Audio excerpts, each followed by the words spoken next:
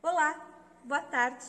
O projeto espetáculo das Fábricas de Cultura da Zona Leste São Bernardo do Campo, geridas pela Organização Social Catavento Cultural e Educacional, é realizado por aprendizes junto com educadores das linguagens de direção, de preparação corporal e musical, dramaturgia, cenário e figurino. Ao longo dos últimos anos, as apresentações lotaram os teatros das fábricas e os espaços por onde circularam. Na impossibilidade de se reunirem presencialmente, ainda no primeiro semestre de 2021, diante do cenário pandêmico, educadores e aprendizes se encontraram virtualmente para continuarem o seu processo de pesquisa e de criação. A linguagem do audiovisual foi integrada, viabilizando a criação de espetáculos-filme que tiveram como tema 6 possibilidades para esculpir o tempo.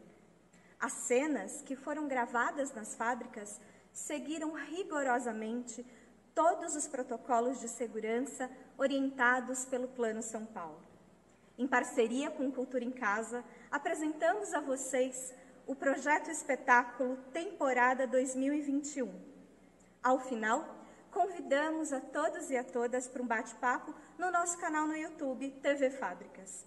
Tenham um excelente espetáculo.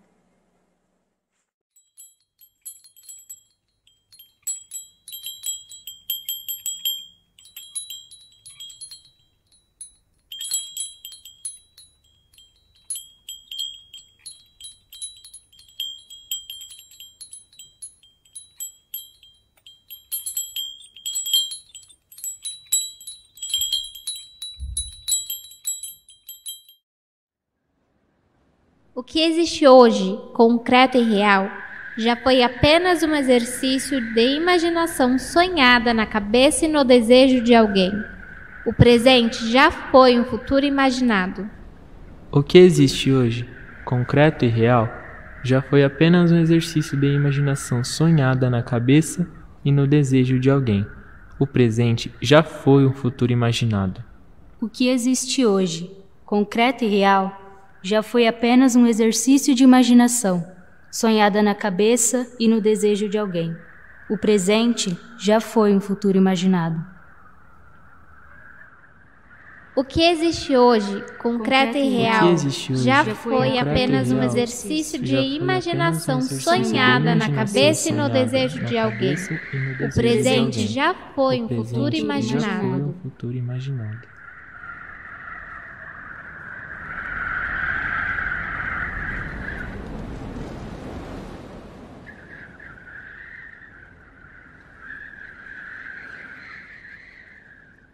Estamos no ano de 2745 e o mundo está prestes a acabar pela 4ª vez. Antes disso, muitos de nós já haviam vivenciado o fim, porque o mundo, vocês sabem, nunca foi um só para todos que nele existem. Apocalipses seletivos, extermínios direcionados, guerras étnicas. Enquanto alguns brindavam a vitória dos inícios, outros limpavam o entulho das ruas para que as carroças pudessem passar com os corpos. Para evitar o 4º fim do mundo, uma espécie de convenção foi organizada às pressas. Elas são chamadas de as vozes da parte baixa do continente, que desde o último fim do mundo haviam ganhado projeção internacional. Elas foram chamadas para que juntas pudessem propor uma solução para impedir que o fim mais uma vez prevalecesse. As vozes vinham das mais variadas regiões da parte baixa, popularmente conhecida como terreiros.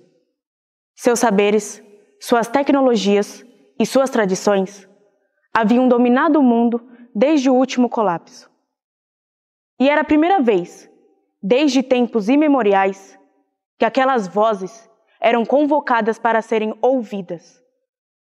Eram nelas que a população do mundo todo, hoje, depositavam a esperança para evitar o fim. Durante uma semana, as vozes irão ocupar as dependências do Grande Farol, situada na zona neutra da ilha de Euá, ilha que vaga entre os 2 continentes, o alto e o baixo. No último Tratado de Paz, assinado no ano de 2654, a ilha foi escolhida para ser a sede da Embaixada dos Povos e se transformou numa zona livre de conflitos. Durante uma semana, as vozes decidirão o futuro do mundo e apontarão suas estratégias para acabar com o conflito. Esse encontro foi chamado de a Convenção do Sul. Essa história é sobre ela.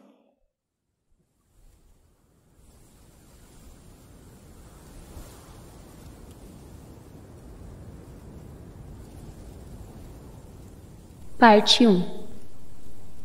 Registros dos fins de mim. O primeiro fim.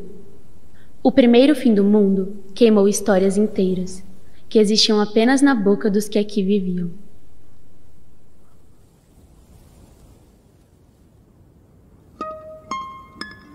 O primeiro fim do mundo aconteceu há muito, muito tempo atrás, quando nós pertencíamos à Terra e ela a nós. Os nossos antepassados mais remotos carregavam ainda nos seus corpos a liberdade. O primeiro fim do mundo chegou pelo mar. Caravelas gigantes que aportaram nas praias e de onde saíram os homens do velho continente, acolhidos como doentes, que se revelaram a Anhangá, o sopro da morte. O primeiro fim do mundo tinha fome. Explorou e roubou as peles e os órgãos das terras daqui. E o mundo dos nossos antepassados ficou como um ventre seco. O primeiro fim do mundo foi chamado de progresso. Trouxe doenças, dizimou civilizações inteiras e transformou os corpos dos antigos em morada de lembranças e cicatrizes.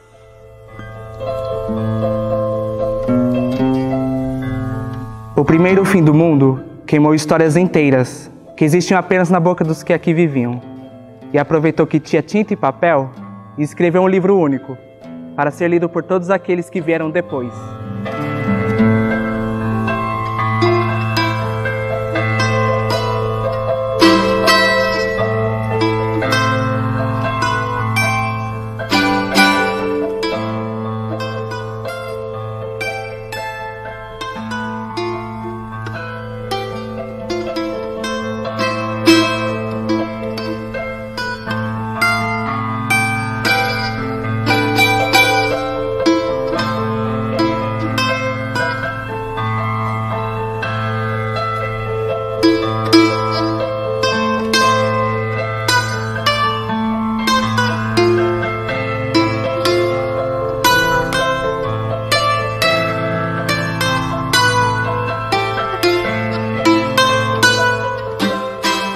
Nesse livro único, o primeiro fim do mundo mudou de nome, se batizou de A Grande Descoberta e ensinou a todas as pessoas que vieram depois que ele era uma coisa boa, mas a destruição deixa rastros.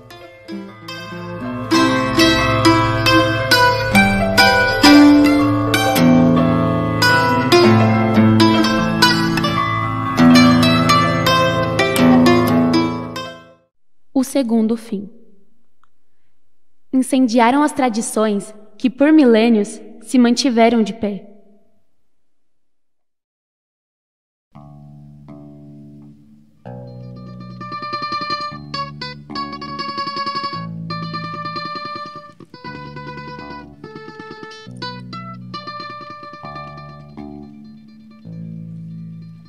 O segundo fim do mundo também veio pelo mar, mas chegou de noite, sorrateiro, e pegou desprevenido um continente inteiro.